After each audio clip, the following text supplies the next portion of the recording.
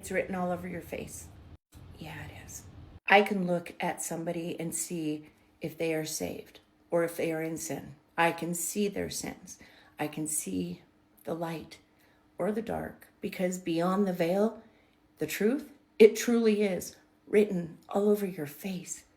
Hi, I'm Auntie, and I'm a seer, and I have seen beyond the veil my entire life. But on October 8th of 2024, my father took me quick, fast, and in a hurry beyond the veil, to show me all of the truths and give me all of the proofs of all of the heavenly realms. And with that, the truths of who and what I am and what it is beyond the veil that people cannot see.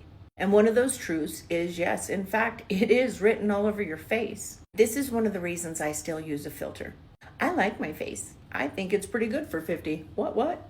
But there are truths on my face that I don't want certain, let's just say, bad things or people to see.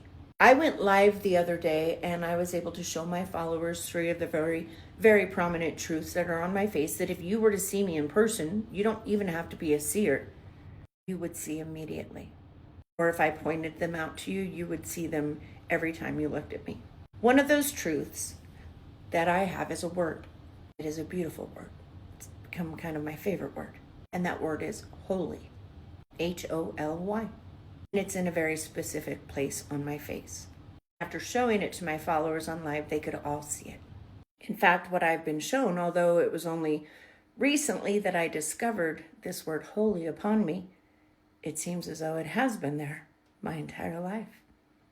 I have traveled a lot this past month. We went to Mexico and we just flew to Arizona for our beautiful niece's wedding. And yesterday something happened that I had happened more than one other time. Right. We got to the airport and there seemed to be a problem with my ticket. For some reason, my last name was placed in my first name area and Colette looked to be my last name. Clearly that does not match my passport. And the gal at the front desk of Delta had flagged it, noticed it. But the problem is I was already halfway through my trip. I had already flown from Elko to Salt Lake, from Salt Lake to Phoenix, and now we're on our trips back. Uncle Mike and I are 2 totally different creatures. Totally. And travel days with Uncle Mike aren't always all that fun. He gets frustrated, he gets impatient, and he can be a little bit of a mad face jerk. And he embarrasses me sometimes because I'm not like that. I have never been so happy that my husband had to rush to get our rental car back before in my life, leaving me there to handle the situation.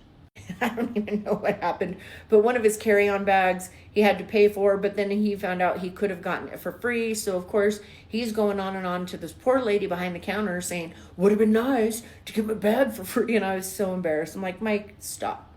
But Mike had been Mike, and well, that set the tone. After he left, she started to explain to me, this is a problem. We might not be able to fix this. You might not be able to fly today.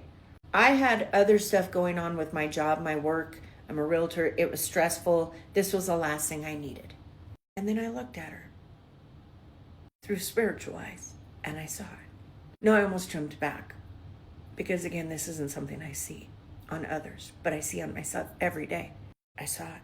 I saw the word in the exact same place. Oh, I'm going to cry because in the exact same place on her face was the word holy. She got off the phone with whoever. Why am I crying? She got off the phone with whoever it was and she said, I'm sorry, we're not going to be able to fix this. I just wanted to be able to get home to my doggies. I was so sad when 3:33. When suddenly I just said, you know what? It's okay. It's all right. God's got me. God's got me. He always does. And everything in her shifted because she wasn't being very kind to me at first. She wasn't being mean, but I'm sorry, but Uncle Mike had just left his wake. I wouldn't be all that kind to me either if I were her. I said, I need to apologize about my husband. He gets stressed on travel days and he gets impatient and it wasn't your fault. That's when I explained you couldn't get 2 totally different creatures than my husband and I. And she goes, right? Girl, me and my husband, that's the same too. That's how my husband is too. And I said, you know what? It's okay. I appreciate you trying. I truly believe God's got me. Everything happens in his timing. There must be a blessing in this stressing. I can't wait to see what that is. She looked at me and I looked at her, but I was looking at something totally different. I was looking at the holy. And she smiled and she said, you know what? hang on. She got back on her phone and turned away, and I was stressed. And she looked back, she goes, we're going to get this fixed for you. And I was like, are you serious? Oh my gosh, you're an angel. No, but she is an angel. I wanted to tell her so badly what I could see on her, but how do you do that? How do you tell a total stranger, when I say you're an angel, you really are, and I can see the proof?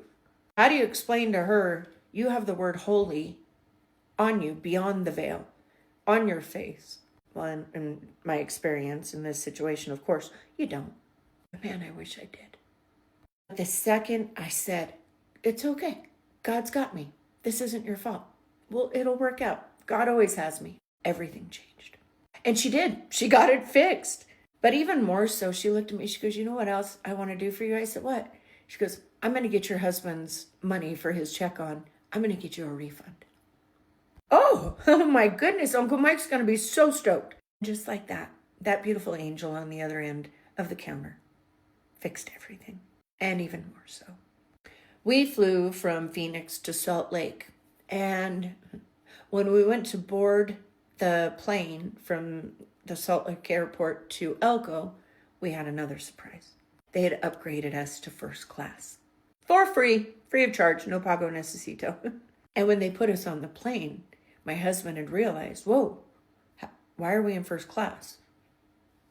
And I smiled and I said, well, if you haven't learned this by now, Mr. Reynolds, when you are putting negativity out, that is all you're going to get in return. But when you lean into your Father and you point out your blessings inside of stressings and you tell the other person, it's not your fault. It's okay. We'll get through it. God's got me. Yah's got me. Beautiful, miraculously, and wonderful things happen.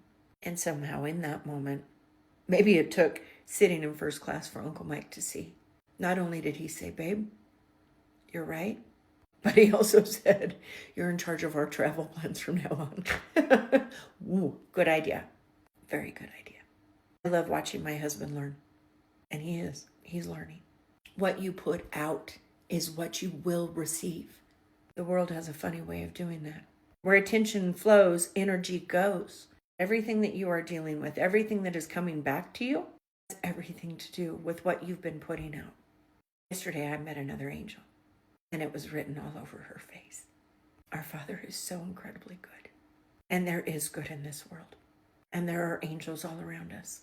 And many of those angels, just like that woman yesterday, have no idea that they are.